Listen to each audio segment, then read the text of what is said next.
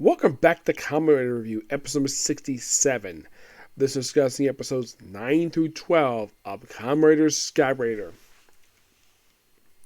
In these 4 episodes, now in the case of 9 through 11, it's mostly a bunch of standalone episodes. But in the case of, episode number, I think it was, 17, I think it was. Not 17, 12, basically, that kind of lays the groundwork for a lot of the remainder of the series. Yes.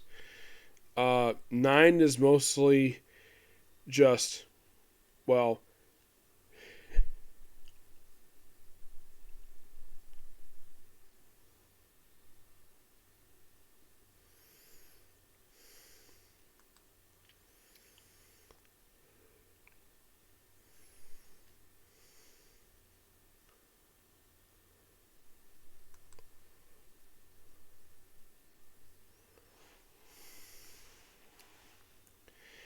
yeah, basically this one just kidnapped a bunch of athletes to form a murder army. Yep, one of 2 they did this with. Yeah, they also did this with I think episode number 11. Yes. 12 is, 10 is simply put just a boy is accused of being a liar. And he witnesses a crab monster. You might be thinking, the crab monster was in the last one? Yes. There was a crab monster in the original Kamen Rider series. But what about in the case of 9? 9 had a cobra. And yes, this is another monster that's a remake of, so far, from what I can tell, every single monster I've seen so far in this series, it's just a redesigned version of a costume from the original Kamen Rider series. But in a different order. Yeah, Cobra Man in the original series actually was one of the, I think it was the third or fourth monster that he fought in this series. Yep. 11 is a salamander and 12 is a slug. Yep. Yeah. Though, fun fact about episode number 12, it actually is the second episode ever in history of Kamen Rider to be a Christmas episode. I'll get to more in a minute. 11 basically kidnaps a bunch of kids to form an army to take out people in the Olympics. And wait, kidnapping athletes to kill world leaders at this big sport event. Yeah, this is a reused plot from, I think, from V3, if I'm not mistaken. Yes, I do not know why in the world they're using plots for different series. Yeah, I don't know why. But at least they're not, remaking an entire freaking episode in the very next series like I did for V3. Yep. 12 basically is, Christmas, very random people are getting kidnapped, form this sort of slave army. Yeah, I got it. To, build something. It's not really detailed exactly what the heck is going on here. But it's the third of these 4 episodes where kidnapping plot is basically the whole thing of these episodes. Though it's not some kids this time, it's basically 4 older guys. Yep. And the best thing of this episode, okay, we have him finding out about this place. And he disguises himself as one of the Neo Shocker goons. And he looks around the place. Basically, he gets a full detailed view with his eyes only. Sees the engine room of this base. So he sees the full extent of Neo Shocker. Where apparently it's worldwide, which is interesting. Get a lot of detail. Basically, you could say it's the groundwork for one of the characters maybe leaving the series. Who knows? And also, now, you might be thinking, does he meet the great leader of Neo Shocker? Nope. And here's kind of the weird thing about these episodes.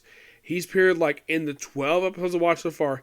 He appeared in the first episode, and I think he's appeared 2 or 3 times since then. Oh, by the way, General Monster's got a new background that he's basically behind.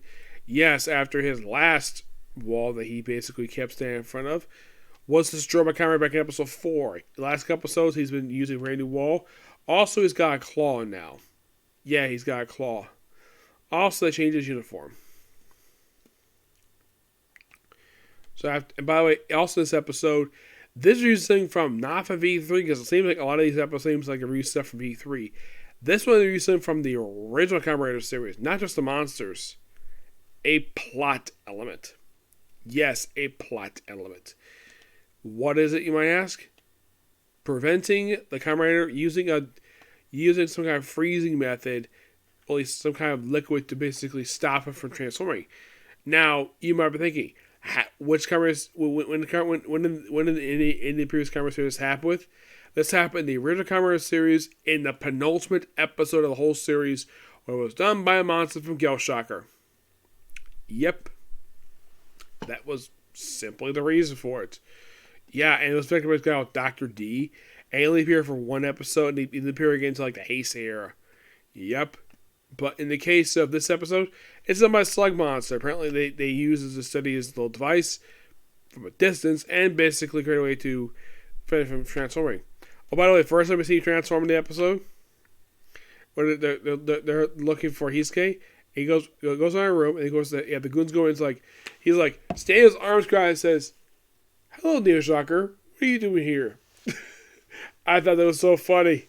The fact he's like, "Look, Kamen Rider." This is so hilarious. The fact this scene is so funny. Probably by far my 12 episodes. This is by far my favorite scene of the entire Kamen Rider series so far. This whole thing with Skyrider is so hilarious. And of course, this beat the Slug Monster at the very end. And of course, well, they didn't mention, oh, yeah, we got another planet coming. No, it's basically like, basically Skyrider found out about more dastardly plans related to, well, Neo Shocker, to say the least. But yeah, I did look up when we're going to see. Now, we are going to see some Kamen Rider show up here, other ones, but I'm not going to review an episode just yet, per se. You'll find out later. Okay? But I should point out, it's going to be really soon, which I'm so looking forward to it. Yep. But yeah, that's particularly it for particular review. That's going to be it for tonight. I thought we'd do a Kamen Corner, but I don't have time to. So, tomorrow, Kamen Rider and hopefully Chainsaw Man and a Kamen Corner. I'm hoping for Chainsaw Man because it released last week. Okay? So, bye.